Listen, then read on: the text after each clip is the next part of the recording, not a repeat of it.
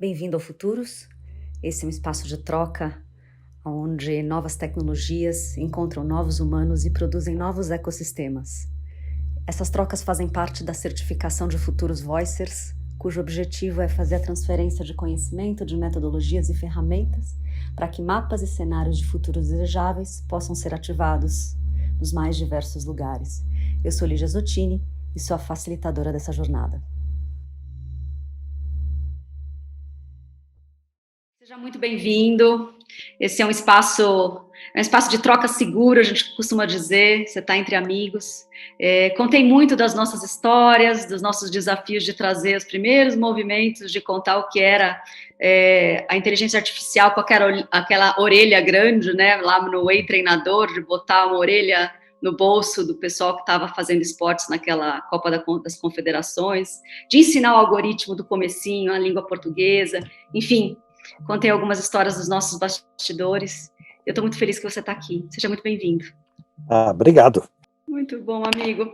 Bom, você está aqui na companhia de um pouco mais de 20 pessoas. Esse é um grupo bastante avançado dos estudos, tanto do pilar de novas tecnologias, quanto novos humanos e novos ecossistemas, porque a gente acredita muito nessa mistura de para onde vai essa humanidade, não só distópica, mas essa humanidade que está buscando ser a sua melhor versão de alguma forma, usando essas novas tecnologias que elas são tão encantadoras, mas ao mesmo tempo tem hype, tem fake, tem o horizonte de tempo entre os vídeos que a gente assiste das empresas e a realidade. E eu acho que você é a nossa primeira voz que vai falar de inteligência artificial. E o palco é seu. Eu acho que as pessoas já te conhecem, né? O cientista que você é, toda a sua formação. Enfim, eu acho que você está aqui para completar um pouco dessa fala que a gente buscou muito entender atualizações e para onde a gente vai. Então, estamos com você. Tá bom, deixa eu talvez colocar um pouco a minha visão não de futuro, mas de construir o futuro e de entender o futuro. E acho que essa visão é muito moldada pela experiência que eu tive na década de 90, fazendo doutorado no Media Lab, lá no MIT Media Lab, que era o lugar no mundo onde se pensava o futuro naquela década. Tá? Isso realmente era o centro, inclusive era o centro onde as pessoas vinham para ouvir isso. E a gente... Agora, fazer futuro é um negócio perigoso, é um negócio arriscado, e um jeito de controlar a nossa fantasia do futuro, que geralmente é uma alegoria do presente à la família Jetson. Tá? Você imagina o seu futuro como sendo uma versão com design moderno do seu presente, e não como ele é o futuro. Mas uma maneira de controlar a ideia de futuro era o que a gente tinha meio como lema lá no Media Lab, é que você tem que fazer ele hoje. Tá? A melhor maneira de inventar o futuro é construir ele hoje. Agora, óbvio que você não consegue construir o futuro hoje. Então, o que você faz? Você tenta recriar essa experiência do futuro, relaxando algumas restrições, para tornar ela viável de forma que você possa experimentar. O mais comum que se faz é você esquece o problema de custo. Você pensa, diz, muito bem, imagina que se eu estivesse em 90, eu quero pensar em como as pessoas vão...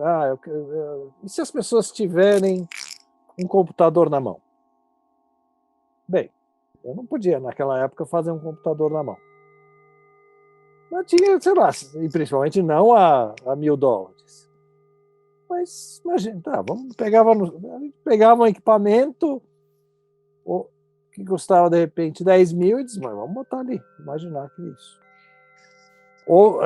Isso é um modelo clássico, assim, você chega e diz, por exemplo, eu trabalhei num grupo que a gente experimentou as primeiras noções de interagir com gestos, com vídeo, tipo do que depois a Microsoft lançou como opção.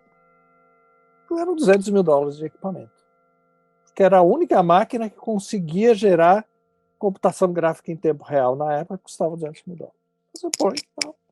E a gente viu. Aí você começa a ver o que é legal de fazer. Porque agora você consegue replicar partes daquela experiência. E principalmente você consegue ver o que não faz sentido.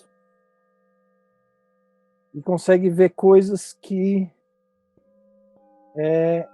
você não sabia. Vou dar um outro exemplo. Media Lab, naquela época, foi o lugar em que se fez o primeiro sistema de recomendação por grupo, em que você usa o que outras pessoas descobriram a respeito, no caso era de recomendação de música, para gerar recomendações do que você talvez deva gostar.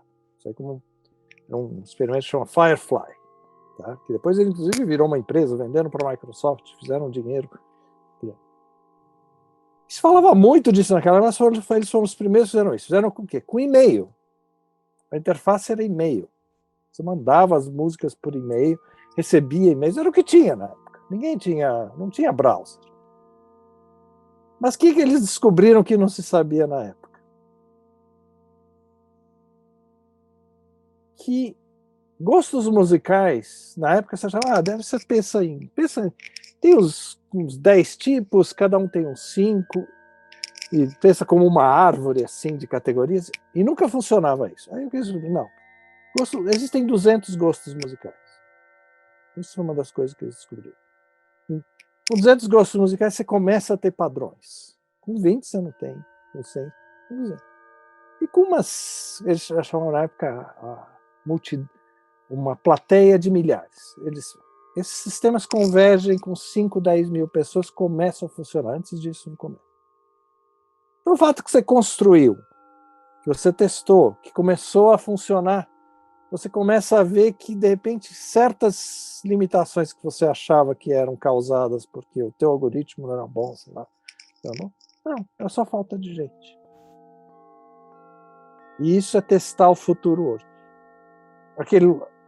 Funciona aí você diz, poxa, podia virar produto? Não podia virar produto na época. Porque fazer isso por e-mail é um saco. Só nerd fazia isso. A interface ali estava errada, a interface só vai ser viável 5 anos depois, quando as pessoas começam a usar browser em quantidade suficiente para fazer. Então, assim, para a gente eu ainda acho a melhor maneira de pensar o futuro é tentar fazer ele hoje, mas é bem provável que você não consiga fazer ele transformar em produto hoje. Quando você fala em, por exemplo, naquela época lá dentro a gente olhava o que você pode fazer com uma tela de 4.000 pontos por 4.000 por 2.000, tá? Que hoje é uma TV, vamos dizer, uma TV 4K hoje. Naquela época a tela tinha 800 pontos. Sabe como eles construíram uma tela de 4.000 pontos? Pegando 3 monitores de 1.000, que era uma fortuna na época, e unindo eles através de um jogo de espelhos. Tá? Era uma coisa, imagina uma mesa de 2 metros, assim, que você tinha assim, um espelho em cima, para não ter emenda. Eles não queriam, a pessoa de design, Muriel Cooper, que era a pessoa, não pode ter emenda, senão não é um display. E o único jeito que eles encontraram foi fazer um aparato. Mas aí você chegava e diz, uau, isso é para que serve? Aí diz, muito bem, lindo, para que serve um display de 4.000 pontos? E foram eles que começaram a fazer os primeiros gráficos dinâmicos de análise de dados. Eles que viram, com 4.000 pontos, a análise de dados começa a ficar dinâmica. E aí compuseram mais umas $30 mil de máquina lá para conseguir gerar isso em tempo real. Mas aí as pessoas chegaram e disseram, agora aí a Mitsubishi chegava lá e disse, agora eu entendo para que serve uma máquina de 4.000 pontos, um display. Vamos se preparar para daqui a 10 anos vender isso. Porque não vai ficar preço de custo. Eles sabiam o tempo que a tecnologia demorava para atingir o custo de mercado. 800, 1.200, tudo isso aí é 6, 7 meses. Mas eles agora a gente já sabe, faz sentido a gente continuar investindo para chegar lá. Porque tem uma aplicação. Então, assim, agora, isso é caro, isso é tremendamente caro, fazer isso. Tá certo? E lá podia, porque tinha dinheiro a rodo. O Nicolas Negroponte, que era o diretor do Media Lab, mais do que tudo, era um gênio de arrecadar dinheiro para fazer isso. O cara era um gênio de arrumar dinheiro, de convencer executivo a botar $500 mil por ano lá só para ver o futuro. E não ia ter dois, e tentou replicar isso, nunca deu certo, porque não precisa ter dois desses no mundo, basta um. Tá? Nesse custo, mas enfim. O que eu quero dizer com isso é que pensar é interessante. Agora, pensar algo que a gente entende as consequências, a gente tem que materializar de alguma forma. E tem uma genialidade em saber encontrar a maneira certa de materializar as coisas. Existe um brilhantismo aí, em encontrar o equipamento ou a estrutura, o jogo de espelhos, permite que você comece a experimentar com essas coisas. Tá? Por exemplo, naquela época, teve os primeiros wearables começaram a aparecer. Por quê? Porque teve um estudante de graduação, um estudante de mestrado, que encontrou uma placa, não sei aonde, o cara era hacker, ele conseguiu, ele usava um negócio aqui, aí ele encontrou lá um outro teclado super horrível, que ninguém conseguia aprender, mas ele conseguia, tá? E aí um visor, o visor era ruim pra burro, nossa, mas ele botou no óculos dele. Esse cara é o Ted Starner, que é o cara que foi fazer o Google Glass. Ele fundou a área de wearables. Mas ele foi, quando eu encontrei com ele uns anos atrás, ele disse, eu uso um wearable há 25 anos. E disse, e ainda fico enjoado com o monitor. E isso a gente não resolveu ainda. Enquanto a gente não resolver um enjoo, realidade virtual e aumentada não vai virar mercado. Se eu que estou fazendo isso há 20 e tantos anos não consigo, é porque tem algo básico aí que a gente não resolveu. E essas são, às vezes, essas coisas. Você diz, olha que legal, tipo realidade virtual, olha que legal. A gente, naquela época, tinha as notas. Eu 15 minutos, cadê o banheiro, né? Porque o que impede a realidade virtual é o vômito. Vamos ser franco, é isso. Esse é um problema não solucionado da realidade virtual. Tá? Para a maioria das pessoas, 75% das pessoas, aquilo ali, o teu cérebro acha que você tomou veneno e manda o teu estômago botar para fora. Você sabe que é por isso que você vomita quando fica tonto. Porque várias das coisas que você come, principalmente coisa estragada, tem um efeito. Um dos primeiros efeitos que tem no seu sistema é tirar a tua coordenação espacial. Então a gente evoluiu um sistema de defesa. Sempre que a gente se vê descoordenado, se tem alguma coisa errada no estômago, põe para fora. Só que às vezes a gente tem uma coisa descoordenada porque a gente está usando lá um negócio na frente dos nossos olhos que não está coordenado com o nosso sistema vestibular lá de equilíbrio. Aí o teu corpo acha que você comeu algo errado e manda colocar para fora. Tá? Mas é um exemplo assim. Se você não testar, se você não botar um óculos na sua frente, você não vê que o teu maior obstáculo é o teu estômago. Não é tecnologia, não é preço, não é nada. É o teu estômago. Ou às vezes não é o seu, às vezes é dos outros. Às vezes você descobre assim, e tem que botar mais gente. Porque às vezes funciona bem para você, porque você tem carteira. Mas aí você descobre, um dos meus exemplos favoritos de uma coisa que sempre se tentou fazer futuro muitas vezes e nunca deu certo é sistema em que você está assistindo TV para comprar alguma coisa. Shopping no meio de conteúdo. Isso foi tentado em 63, não deu certo. Foi tentado em 70, foi tentado em 80. O Media Lab teve 3 vezes esse projeto, com muito dinheiro. Nunca funciona. Não funciona. As pessoas não querem, não param para comprar se você está assistindo algo bom. Ponto. Não é divertido. Você está ouvindo coisa ruim? Talvez até sim. Mas bom, não. Então, assim, fazer isso, hoje é isso, você bota e descobre, o estômago não funciona, ninguém gosta, é um saco, tá?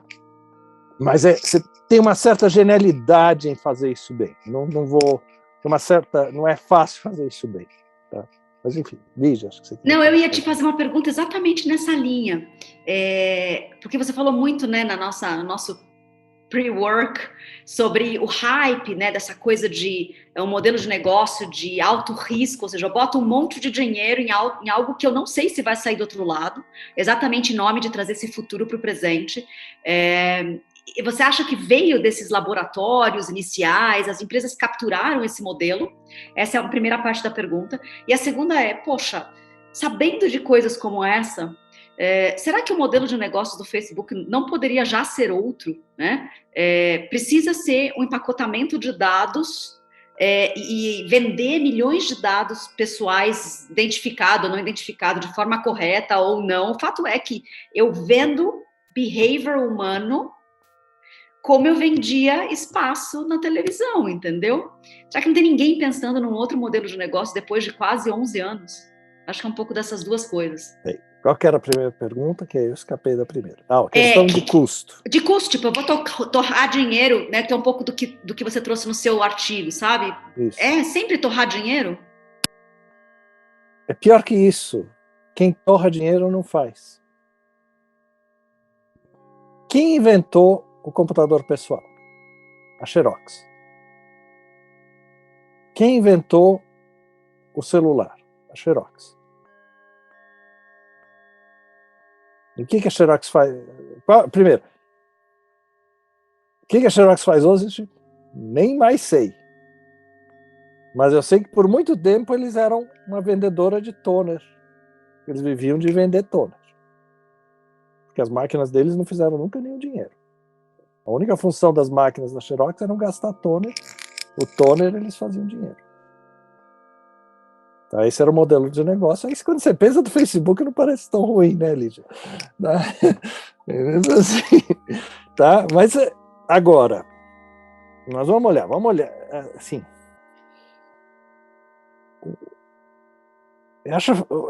Na verdade, eu acho o Google até um caso mais interessante, porque o Google faz a mesma coisa e não tá? Mas o Google, quando começou, não sabia disso. O Google, se você olhar a história e o Google, não foi o Google que inventou isso. Tá? O que o Google vende? O Google vende ranking, certo? Ele vende quem vai aparecer no topo da sua busca. Google Search, pensando no Search. Perfeito? É isso que ele vende. O Google ficou 4 anos. Bem, eu não sei, aí eu vou contar a minha experiência de uma pessoa que viveu isso, assim. Antes do Google, o que as pessoas usavam? Quem sabe? Qual era o search antes do Google? Tipo, páginas amarelas, Craigslist... Não, na web. Yahoo? Não. Era o Yahoo? Não, era Napster, Alta Vista. Alta Vista. Da Netscape, não? Não, ainda Netscape era o browser. Foi o browser. Tinha um KD. Tinha um chamado KD. Isso, aqui no Brasil. Aqui no Brasil. Mas o primeiro busca veio quem faz? A DEC. Lembra assim, a DEC era a empresa sexy na década de 80. A DEC era a Apple da década de 80. Tem um VAX no seu laboratório. Era o O do Boró. Não sei se vocês estão falando aí coisas muito antigas. Era assim. Eu tenho um VAX aqui no meu laboratório. Uau! Você era um cara de ponta. Custava, acho que, $30 mil esse equipamento. Peça. Tá? Eles chegam, aí faz no laboratório, vem a web surgindo, 93, 94, quando está começando a surgir. Encontrar as coisas é uma ideia legal. A Yahoo acha que tem que fazer as coisas por taxonomia.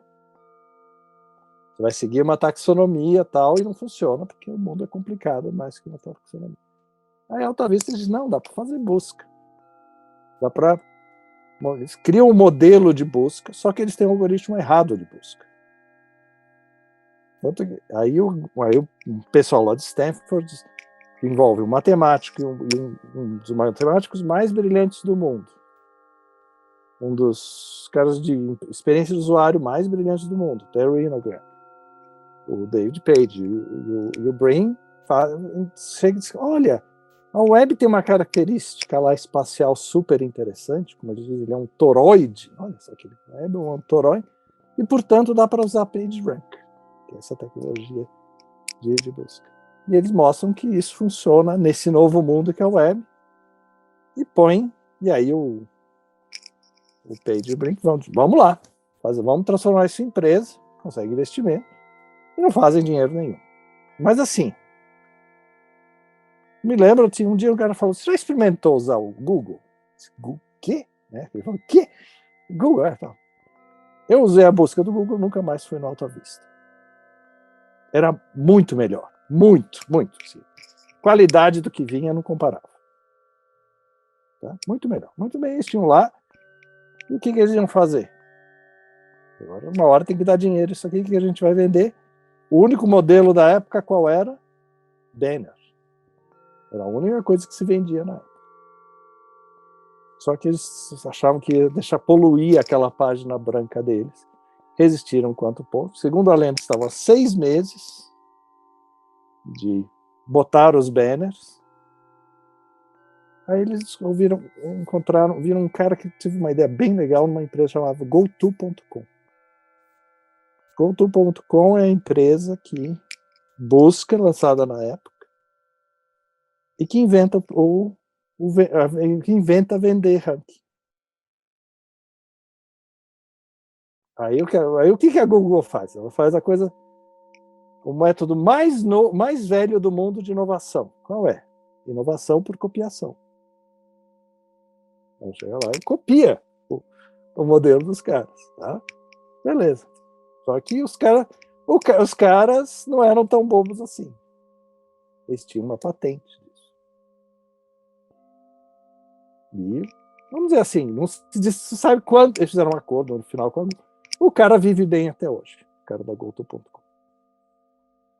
E foi ele que inventou o modelo de negócios da Google e de muito, e se você é do Facebook, tá? Muito bem. Esse é o pensar. Então, assim, a gente tem. Quando a gente pensa em Google, no sucesso da Google, tem gente absolutamente brilhante que está fazendo teoria da mais profunda do mundo, que de repente pode virar um negócio. Pago pelo governo americano, diz passagem. Tá? Esse financiamento. Um modelo de negócio inventado por outro. Mas como eles tinham escala, eles conseguiram comprar a GoTo e resolver esse problema.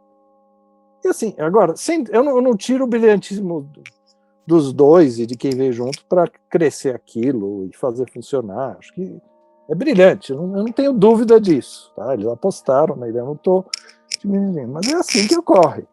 Você você vê um negócio, você puxa uma coisa, dá certo, você processa, tudo isso faz parte do processo, tá bom?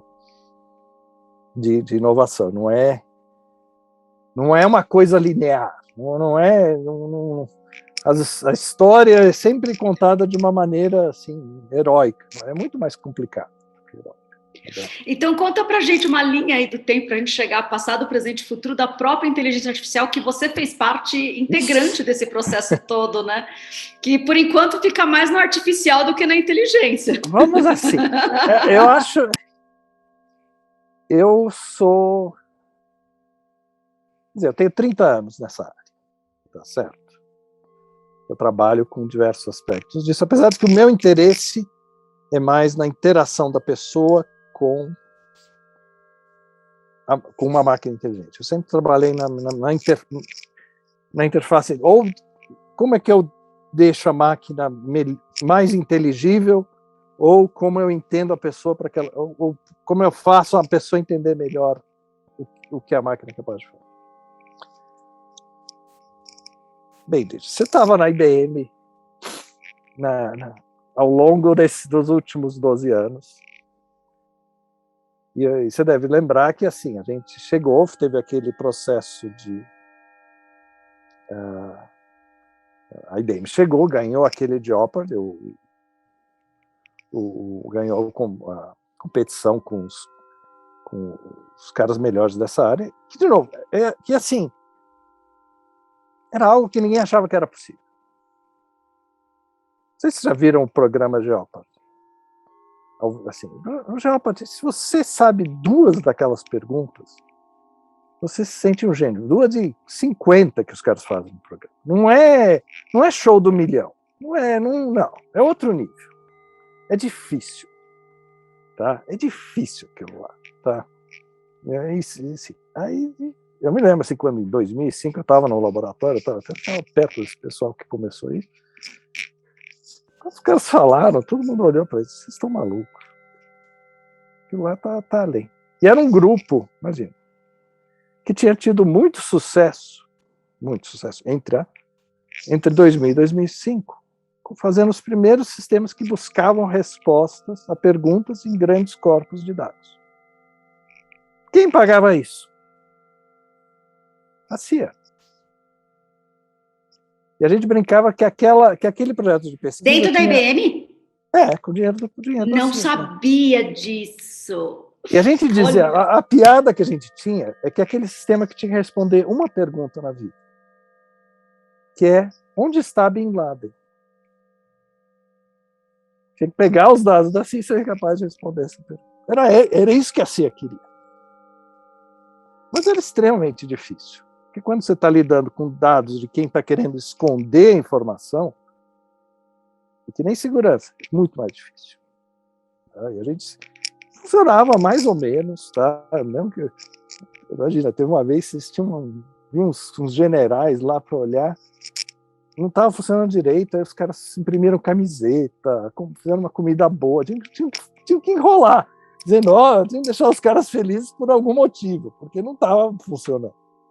Bom, e conseguiram, mantiveram, acabou aquele dinheiro, o cara tinha esse sistema de busca de dados, aí ele propôs para a direção da IBM esse desafio, quase acho que 6 anos antes de fazer, e bancou-se. Ele tinha tido o sucesso do Kasparov, que também não se achava que ia ganhar naquela época, bancou-se. Tá? Não era caro demais na época, no início, certo? Aí depois, não sei se você sabe, mas aquilo lá foi filmado dentro do laboratório da IBM. Não foi filmado, foi em Yorktown. Filmado em Yorktown. Por quê? Você não podia botar um cabo de Yorktown até o estúdio. É verdade, depois que eu fui visitar, era gigantesca a sala, ele nasceu grande já, né? Não, e tem um computador, assim, você tem 1 segundo, ponto 3 para responder uma pergunta do Jeopardy. É esse o tempo que você tem. Dos quais 300 milissegundos, quase 1/4 disso, é o tempo que demora para apertar o botão, que tinha que ser apertado manualmente, de passagem. Tá? A gente contrataram um engenheiro só para ganhar um tempo ali, porque era chave, né? Mas, enfim, 1 segundo. Não dá para usar a internet. Não dá para usar a fibra. Então o computador tinha que estar ali do lado.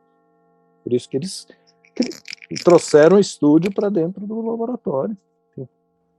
E fizeram lá, mas ninguém... Mas assim, hoje, havia uma chance de 80%, a chance era estimada de 80% de conseguir ganhar. E eu assim, olha, uma empresa do tamanho da IBM bancar uma chance em 5 de dar errado naquele nível, eu dou a coragem para quem fez isso. Eu dou realmente... Não é fácil. Tá? Tinha gente lá realmente naqueles dias muito preocupada. Mas enfim, aí eu nunca me esqueço. A primeira decisão que a IBM toma é diz, não vamos chamar isso de inteligência artificial porque isso é um nome ruim. Estava queimado da década de 70, 80. Chamado de Cognitive Computing. Lembra, gente? Não podia falar inteligência artificial. Cognitive Computing. Depois... Tá? Só que a IBM criou isso no mesmo instante que uma nova tecnologia de inteligência artificial estava decolando. A IBM trabalhou usando o que a gente chama de Probabilistic Machine Learning. E mais ou menos exatamente um pouquinho depois disso começam a aparecer essas tecnologias de Deep Learning, de redes neurais, que tem um grande mérito. Você consegue rodar rápido em placa de videogame. É por isso que a gente usa elas. Tá? Por quê? Você pegar uma placa de videogame dessas parrudas da NVIDIA, que o pessoal naquela época já usava para acelerar videogame, você consegue hackear aquilo, colocar a tua rede neural lá dentro, e a custo de banana naquele hardware, que é um hardware muito barato, porque tem volume, você consegue fazer treinamento que você não conseguia fazer antes. Então é a confluência de... Então, se eu olhar essa nova onda de inteligência, é a confluência de hardware barato, hackeado, com volumes grandes de dados capturados à revelia dos usuários, vamos chamar assim. Aí tinha uma tecnologia, que é redes neurais Deep Learning, que é muito boa, hardware barato e volume de dados muito grandes, então começa a funcionar. E assim, brutal a diferença. Você conseguir, assim, ninguém gostava daquela tecnologia. Imagina, redes neurais, todo mundo torcia o nariz. Me lembro, não sei se conheceu o Ligia, o Cícero.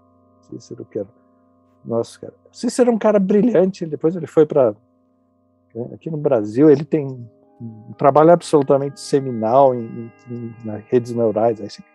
Ele foi contratado apesar de ser um cara de redes neurais. Eu sei porque eu contratei ele. Em 2011, disse, esse cara trabalha com redes neurais. Ai, meu Deus. A gente vai levar ele para o bom caminho, mas ele é bom. Vamos levar. A gente tira essa mania estranha dele, e ele estava certo. Tá? Próxima vez que alguém disser, olha, vamos... pense em qual skill eu vou precisar para o futuro, eu sempre penso no Cícero, ele estava ali há um ano daquilo ali ficar absolutamente relevante e a gente não enxergava. Tá? Mas o cara era bom. Isso ele...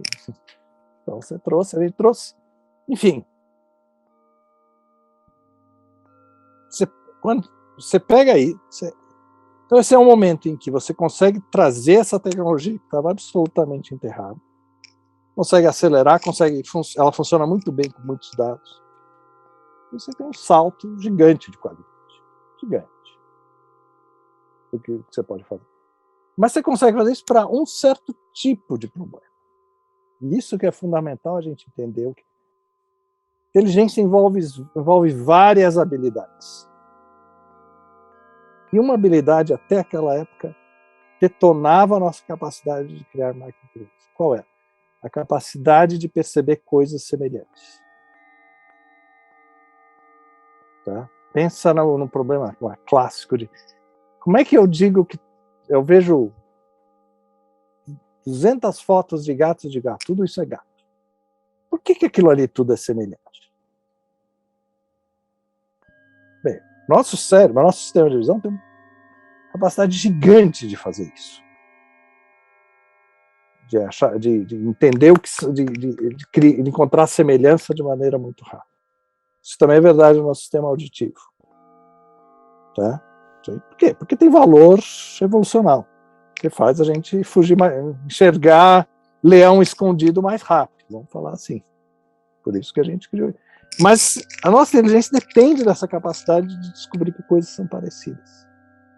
E isso, tradicionalmente, era um grande problema da inteligência artificial. Porque se você tenta escrever o programinha tradicional para fazer isso, tentou-se, muita gente inteligente tentou fazer isso, nunca deu certo.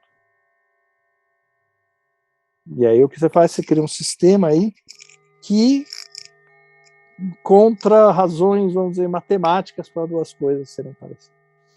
Elas são parecidas em algum espaço de 1 bilhão de dimensões. São pontos nesse espaço que estão perto. Isso é mais ou menos uma ideia assim. Isso agora dá para fazer rápido. Tem dados para treinar isso. Funciona. A gente resolveu um problema importantíssimo. E um problema só. O que é semelhante a outra coisa. Mas com isso, eu consigo, por exemplo, fazer um sistema de perguntas e respostas. Porque eu digo, olha, sempre que alguém perguntar falar alguma coisa que é semelhante a estas frases, responda a isso. Isso 10 anos atrás, se me pedisse para fazer um chatbot, eu dizia, uns 10 doutores, 5 anos, eu faço um para você. E era isso, porque eu não sabia dizer, porque acertar quando duas frases são semelhantes, tá? Com o que se usava na época, você faz análise sintática, depois faz, diz palavras, tem que dizer todas as palavras que são parecidas umas com as outras. Isso aí encontrou um jeito bom de fazer isso. Tá? Então, agora, isso resolve todos os problemas? Não. Não.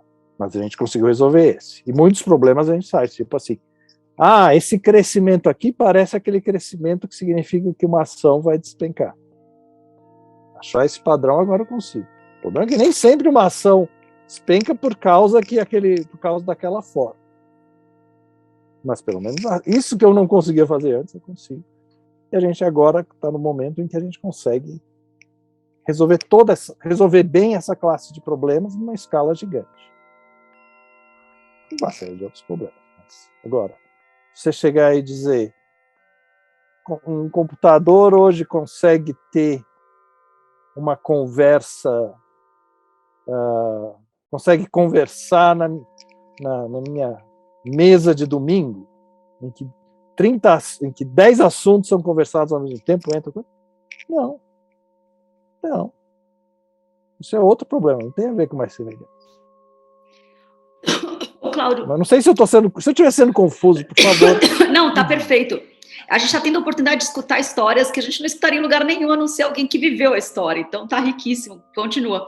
A minha dúvida é nessa linha, assim, quando você coloca lá, né, no seu currículo, as habilidades conversacionais, né? Essa capacidade dele entender. Eu brinco assim, eu tenho máquinas aqui em casa, né? Desde sempre, desde muito tempo, as primeiras versões do Google, da Alexa, a Siri, e eu não uso, para além do toca a música que eu quero, entendeu? Porque eu tô longe. Porque o que o meu dedo ainda faz mais rápido do que a minha voz é capaz de ser entendida, capturada, e a resposta, eu continuo fazendo com o dedo, que é buscando no browser do meu celular. Por que isso é tão difícil? Eu Lígia, né, consumidora final, comprando as máquinas já no mercadão americano, eu tenho desde 2013, 14. É bastante tempo, assim. Por que não continua? Por que não tem essa conversa mais fluida ainda, sabe? Por que o meu dedo ainda é mais rápido procurando as coisas? Primeiro a gente tem que reconhecer o avanço. Qual é o problema que a Alexa resolveu? Que ninguém achava que dava para resolver. Que a Amazon botou 4 mil engenheiros durante 2 anos para resolver. Esse é o tamanho do esforço. Qual era o problema? O problema é como é que eu ponho um microfone de $50 capaz de captar tudo que acontece numa cozinha e gerar uma transcrição de áudio meio decente para eu enviar para ser analisado. Poxa, parece um problema. Poxa, mas não é só um microfone. Não é só um microfone. É um microfone multidirecional. Ele tem que filtrar eco que você não ouve, mas que está lá. E ele tem que ser barato. Tá? Fazer com... Existe uma regra básica assim, nenhum microfone abaixo de $2.000 é bom. Por definição. Tá? Então começa por aí. E os caras fizeram assim, custa na verdade uns 15 aquele equipamento. Mas assim, brilhante. Engenharia brilhante. Tá? A gente tem que reconhecer quando as pessoas fazem engenharia brilhante. Engenharia no sentido assim, botou bastante gente, testou, na hora resolveu o problema. O que a gente... Aí a gente é assim, vai lá, para fazer pergunta e resposta, funciona bem. Por quê? Pergunta e resposta é um problema de semelhança. Tá? Ainda que eu precise dizer, olha, tudo isso aqui tem que ser respondido desse jeito. Muito bem. Diálogo não é um problema de pergunta e resposta. Busca não é um problema de pergunta e resposta. Se você olhar como... A gente, ainda mais a gente que é adulto, a gente tende a menosprezar a nossa capacidade de conversar. Criança não conversa bem até os 8, 9 anos de idade. Tá? Se alguém tem filho de Vocês vão assim, até os 4 é pergunta e resposta, tá? Aí depois começa a ter sequência, a gente conta história, para a criança aprender a noção de sequência. O que você acha no pré-primário? Levanta a mão antes de falar. Por quê? Porque ela não sabe que não é a vez dela de falar. Aliás, assim, é impressionante o que a gente faz. Tá? Vê uma coisa que eu sempre fico... Quando a gente ouve uma... Como é que a gente sabe que a pessoa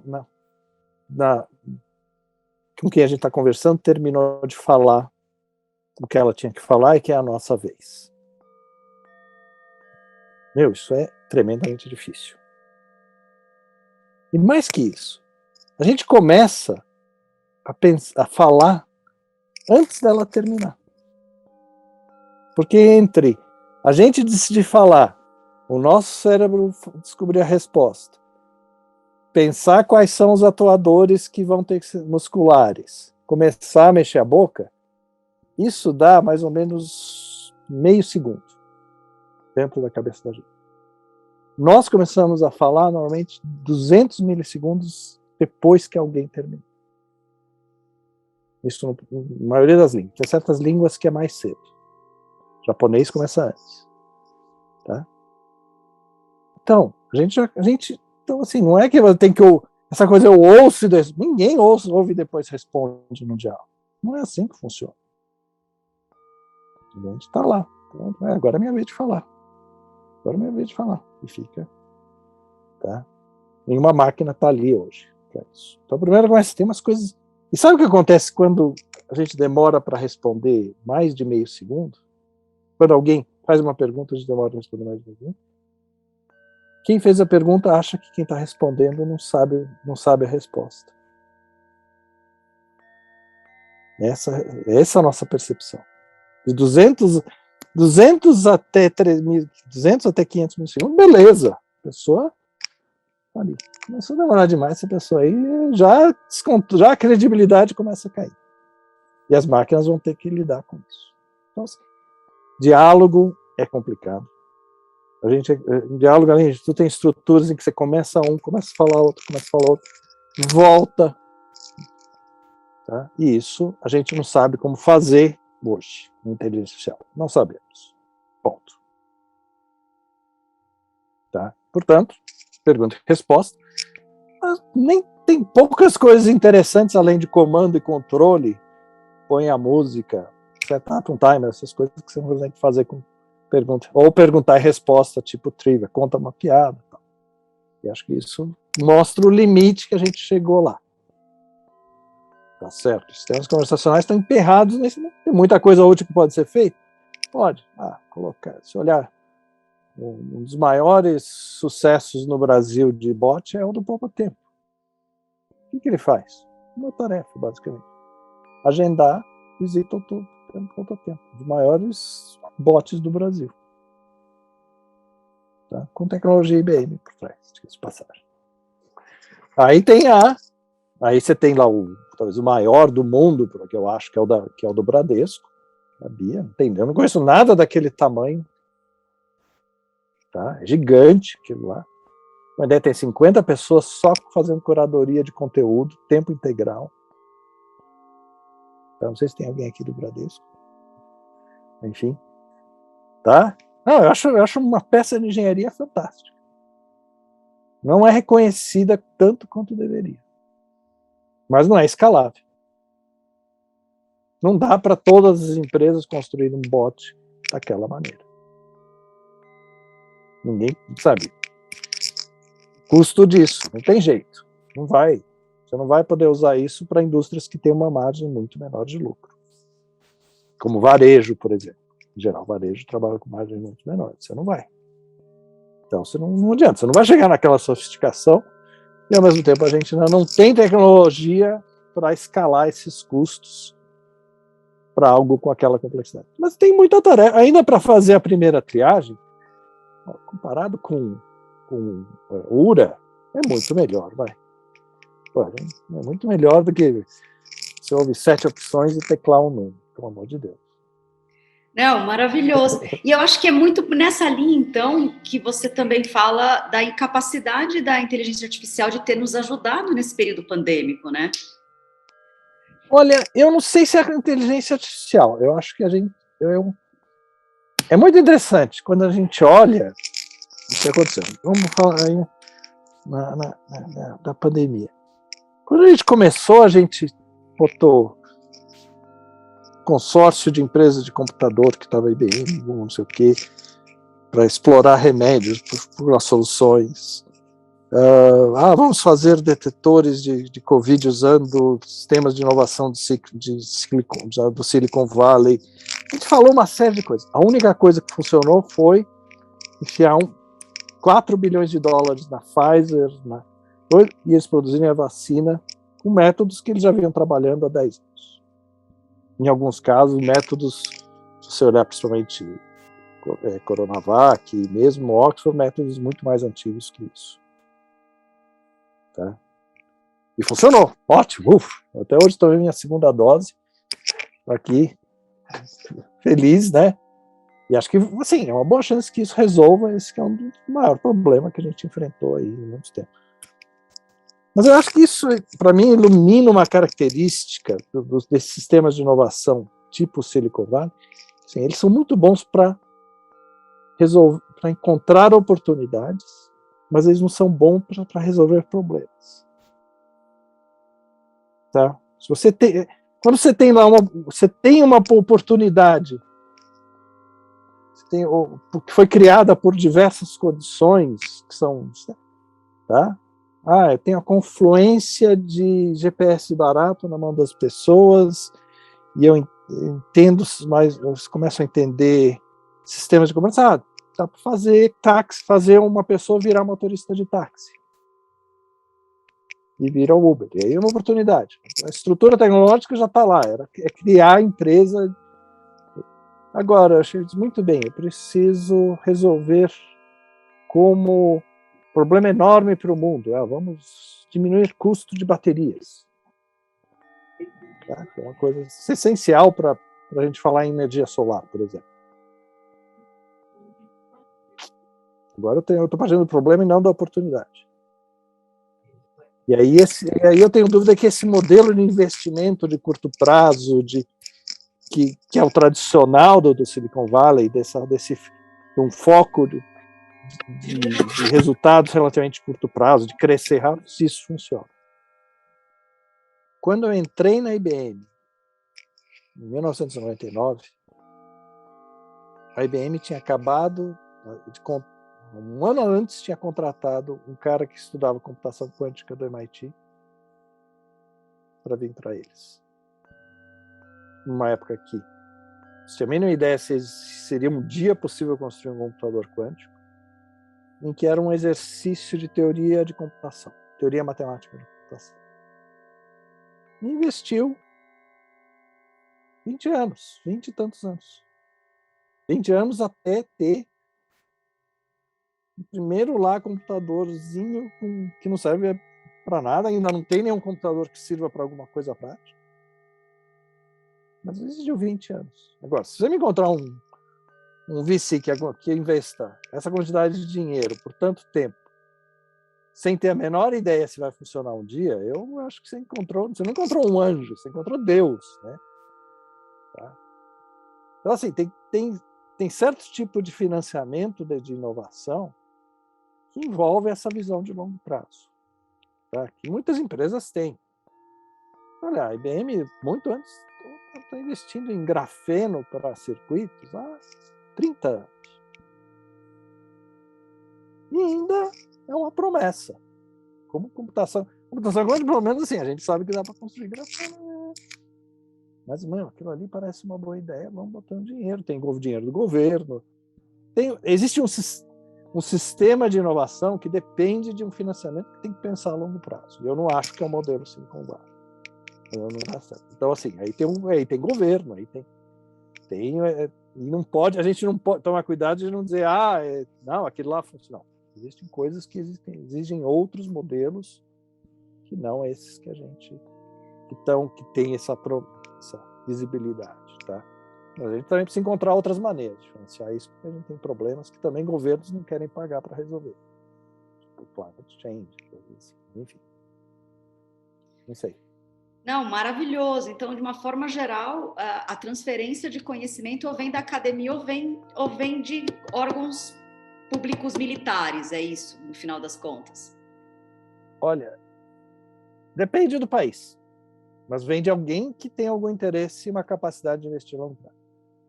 Olhar o Brasil, computação no Brasil, nos últimos 20 e tantos anos, agora menos, foi financiada pela Petrobras. Tá? Tirando em São Paulo, porque ela foi financiada pela FAPESP, basicamente. Tá? Mas assim, 80% do dinheiro de computação no Brasil era Petrobras. Ponto. Tá? Pensar, Estados Unidos, até a década de 90, todo o dinheiro, 90 até o início desse século, o dinheiro vinha do DARPA, do Departamento de Defesa. Dinheiro grosso para computação, tudo vinha daí. Tá? Se você olhar, quem desenvolveu efeito especial para cinema? Hollywood nunca botou um centavo nisso. Foi tudo feito com dinheiro do exército que queria fazer simulação de batalha, queria simulação realista de jogos militares, esse tipo de coisa. Tá? Eu sei porque eu ia nas conferências de computação nessa época, assim, quando chegou por causa lá da guerra do Iraque, o departamento tirou o financiamento, foi um pânico. 2003, 2000, por aí, foi um pânico nessa área. Não tinha dinheiro. Quase não dá para ter Vingadores. Se ficasse mais tempo sem dinheiro, não ia ter Vingadores hoje. Não teria desenvolvido essa tecnologia que hoje está aí, está na mão de Hollywood. Né? Qualquer coisa. Mas como país, como indústria, a gente tem que pensar estrategicamente. Acho que isso a gente tem que dar um mérito, assim, parte da argumentação do exército americano e do exército é sempre assim, essa tecnologia, esse dinheiro que você põe aqui no exército gera benefícios para todo o resto da cadeia, para todo o resto da economia. Tá? Não sei quando você tem que botar dinheiro para repor veículo que foi explodido, aí não dá. Aí não gera, mas esse dinheiro de investimento, eles faziam lá. Não estou dizendo que deva ser assim. Tá? Mas era o argumento que faziam. E eles estavam certos. Naquele contexto americano funcionava como aqui no Brasil, no contexto da Petrobras, funcionou. Não é hoje. Qualquer federal no Brasil, o departamento de computação, o prédio está lá. Da Petrobras. Tá? Ô, Cláudio, e o que a gente pode esperar, então, para um futuro próximo, se a gente consegue traçar uma linha aí de 5, 10 anos, o que de fato vai ser crível na inteligência artificial? A gente escutou muito o seu podcast, os 3, e você fala que, do jeito que a gente vê na ficção científica, talvez nem os nossos filhos vão conseguir enxergar isso tudo. O que, então, está vindo de melhoria perceptível ou percebível, né? Perceptível mesmo pela sociedade? Olha, eu acho que primeiro a gente ainda está na fase de produtização do que a gente dessa tecnologia de redes neurais. Hoje, se eu quero usar uma rede neural, eu tenho que contratar um engenheiro de redes neurais. Ele chega lá, vai ficar experimentando com configurações e tal. Eu chamo isso uma arte negra. Assim. Os caras, não sei como os caras conseguem, mas eles criam, funciona. Nós estamos começando agora a ver o que a gente chama de auto AI. O que isso significa? Que em vez de eu contratar esse cara para encontrar essa configuração ótima, o sistema vai eu tenho esse aqui, meus problemas são os meus dados e o sistema vai encontrar essa configuração. É como tem que ser, certo? Assim. E aí, gente, para essa classe de problemas que envolve semelhança, isso aí vai ser generalizado. Qual era a melhor analogia para isso? Quando a gente chega no final da década de 90, o IBM chega e diz, olha, banco de dados tem que ser acessado, a melhor tecnologia de banco de dados é acesso via estruturas de lógica com SQL. Tá? Quem for de computação sabe o que eu estou falando. Tá? SQL e tal, aí você faz máquinas que deixam aquilo lá rápido, poxa, tudo que dá para fazer com banco de dados fica trivial. Eu não preciso mais de um gênio de banco de dados, um gênio de estrutura de dados, não. Preciso de alguém que sabe usar aquilo lá. E aí a gente começou a resolver todos os problemas de banco de dados. Folha de pagamento, tudo isso aí ficou fácil, contas a pagar, todos esses problemas de administração, que eram problemas basicamente de eu gerenciar grandes bancos de dados, cruzar, fazer operações básicas. E a gente vai estar, acho que, na mesma situação por os próximos 4, 5 anos. A gente vai transicionar para... Eu tenho um problema de semelhança, eu tenho uma maneira que um recém-formado consegue criar um programa que vai funcionar bem, usando as ferramentas. E não vou precisar pagar uma fortuna para um engenheiro de redes neurais. Não vou precisar. Eu preciso de data science, porque data science lida com a confusão de dados. Confusão de dados, que eles são humanos, vai continuar a existir. Eu preciso ter gente que gerencie isso. Tá? Muito bem. E aí, o que vem? A gente descobriu que conversa é um problema difícil. A gente descobriu que dirigir é um problema difícil. Encontrar um obstáculo é fácil, dirigir é outra coisa. Agora, que dá para usar dirigir para fazer caminhão numa autobahn? Dá. Para fazer carro andar na favela, não dá. Bom, então a gente vai encontrar nichos em que essas tecnologias inteligentes, vamos dizer, parciais, funcionam. E vão funcionar bem, e vão fazer grande... E assim, não vamos subestimar o impacto dessas coisas. Tá? Isso aí você pode repensar toda a tua cadeia de distribuição. Se você tiver caminhões inteligentes, você repensa toda a tua cadeia de distribuição. Tá? Que hoje depende de um fator humano, que é complicado. Tá? Muito bem. O que mais que a gente falou que ia fazer? Deixa eu ver. Com inteligência artificial. Medicina. Medicina é difícil. Medicina é difícil porque você não pode errar.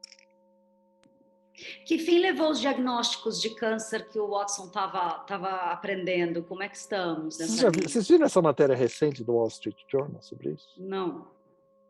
Mas o Wall Street Journal fez uma matéria sobre Watson e IBM, que eu não devia estar fazendo propaganda aqui.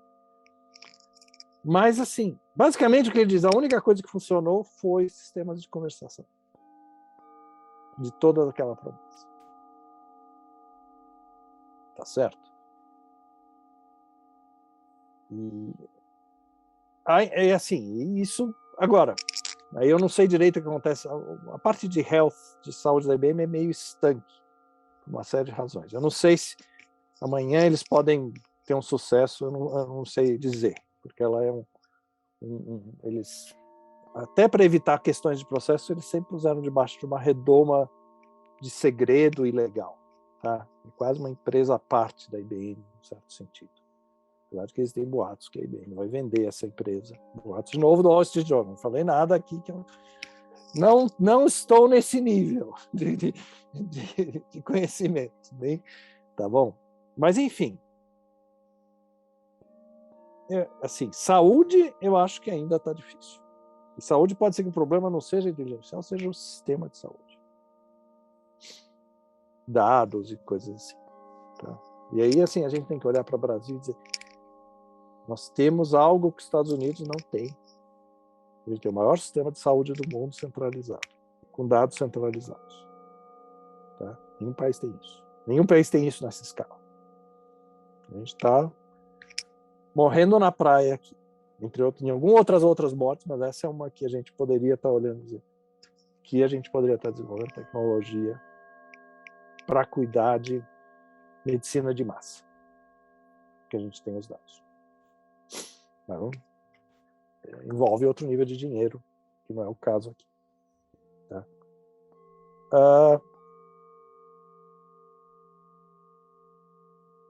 Eu acho que a gente está num momento difícil de prever o que vai ser. Eu estou fazendo essa pergunta para mim mesmo muito. Tá? A gente está num momento meio de esgotamento do paradigma anterior. Essa é a minha visão. Tá? Até essa semana estava numa conferência e assim, a gente tem um paradigma de busca de soluções que, tanto na ciência como uma coisa que está tendo problemas. E aí eu acho que... Então, assim, eu vou dizer, eu não sei. Eu não sei. Agora, eu só queria talvez terminar dizendo assim, também tem que... Esse modelo de o mundo ser inovado pelos avanços de computação também está no final. Assim, no final eu digo 10, 15 anos. 20, máximo. Eu acho que a grande revolução, na minha opinião, que vai vir, posso estar errado, vai vir de biologia sintética. Eu acho que essa é a grande revolução que está sendo feita. Chegar e dizer, muito bem, agora eu vou fazer uma bactéria que sabe produzir seda. Eu vou fazer um bichinho que é capaz de fazer tricô. Eu vou plantar uma casa. Eu vou plantar uma semente e dali sai uma casa orgânica. Estamos longe disso. Mas eu acho que é essa revolução que vem. O que está acontecendo em biologia sintética, eu acho que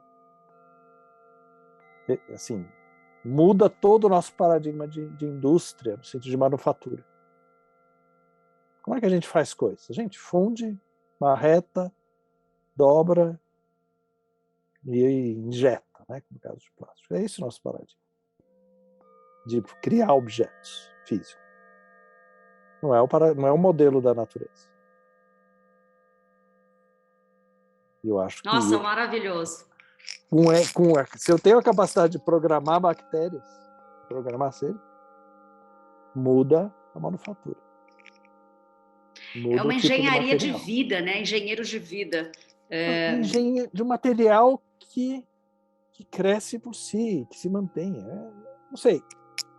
Eu brinco. Se eu ganhar na loteria, eu paro tudo que eu estou fazendo, volto para a universidade e faço um doutorado nessa área. Só pela curiosidade. Maravilhoso. Mas o que é mais incrível, só para terminar, eu sei que você está... É que hoje, sabe quanto custa um laboratório para fazer síntese genética? $20 mil. Se você for na Amazon, tem kit para crianças a $500, em que você chega e pega uma bactéria, arranca um gene e põe o gene fosforescente nela. $500 para criança. É aí que a gente está. Mas ainda tem... Esse aí, assim, pensa assim, nós estamos lá em 50 na computação. É onde a gente está, eu acho, em biologia sintética. Tá? A gente está lá começando a ver, mas só dá para fazer radinho de pilha. Tá? A melhor coisa é legal, mas radinho de pilha. Tá? Eu acho que é ali que está. Mas isso é longo, estamos falando de longo prazo. Cláudio, que honra te ouvir, assim, ficaríamos aqui a noite inteira, você foi super generoso, nos deu 1 hora, eu acho que você fechou com chave de ouro, assim, acreditamos muito nesse voltar para o natural, sabe? E entender que a ciência talvez percorra esse caminho também. Ficar tentando fazer o robô, né, super automático, dançar. Não, cara, já existe aqui, tá aqui, ó. Como é que a gente faz isso num outro lugar, né? Não é muito replicável fazer isso de silício, mas não é natural, né? E aí tudo que não é desse lugar mais natural fica uma cópia barata, né? Eu nunca esqueço uma analogia, acho que o Gandour fazia, né? Aquele monte de coisas que tem lá na sala do Watson, eu não sei como é que essa sala está hoje, mas enfim, que era um monte de computador, um monte de sistema para fazer o resfriamento, um monte de coisa para que alimentasse ele de uma energia e depois desse o ambiente. E aqui a máquina humana, que é infinitamente superior em várias situações, se você der um pouco de sono, um pouco de água e umas torradas, tostines, a coisa gira para o dia seguinte, entendeu? Então, quantos watts o teu cérebro consome? Não tenho ideia. 20. Pensa numa lâmpada antiga, uma lâmpada incandescente de 20 watts. É isso que o cérebro gasta. Tudo que ele produz. Se eu quiser fazer um computador o equivalente, eu preciso de uma cidade inteira para alimentar a energia hoje. Então, você dá a escala do quanto esses sistemas biológicos são tremendamente eficientes e quanto a gente não sabe. Então, se você olhar hoje, assim, qual é a história da pandemia? É a história da nossa incapacidade, a incapacidade da medicina de lutar contra vírus. A gente sabe lutar contra bactérias, a gente não sabe lutar contra vírus. Com proteína, né? Basically. Que é biologia molecular. É biologia molecular. Biologia bacteriana, a gente sabe lidar. Mas quando você entra em biologia molecular, que é câncer e vírus, a gente não sabe.